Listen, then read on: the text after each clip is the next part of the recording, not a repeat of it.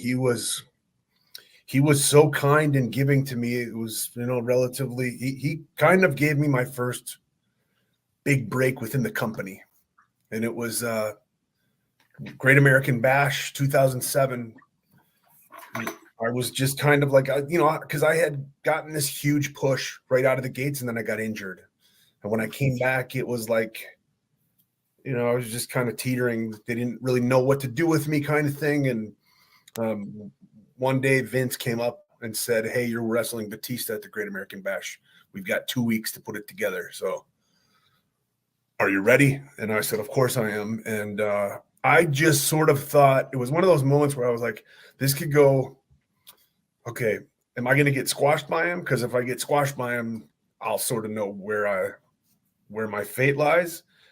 And on the day, it was Arn Anderson was our producer, and Arn said, "No, it's going to be a back and forth match, 50-50 kind of thing." He picks it, and actually they're going to put you over because I think Batista got disqualified. And I remember thinking, just because of the storyline, the little story that there was behind it, Batista's coming back from injury. He's supposed to be pissed off. He wants to take it out on Mark Henry, but Mark Henry's hurt, so he's going to take it out on me. And I remember asking, like, can I get color? Can I bleed a little bit? And they came back and said, you can't bleed because Taker is working. He was working the Great Khali in a Punjabi prison match. They're gonna get some color, so you can't do it. And within a minute of us being in the ring, I got busted open hard way. And then so I had a good mask going the entire match, which I think helped add to the story, but it was unintentional. And then he posted me at the end, and I smacked my head open again, even harder. And that turned out to be like one of the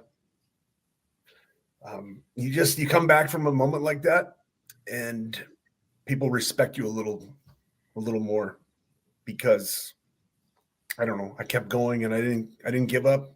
Although I don't think anybody in my position would have given up. I think everybody would have kept going. And no heat for the unintentional hard way. No, I remember I came back and, Vince stood up and he was like, "Are you okay?" And I said, "Yeah, I'm good."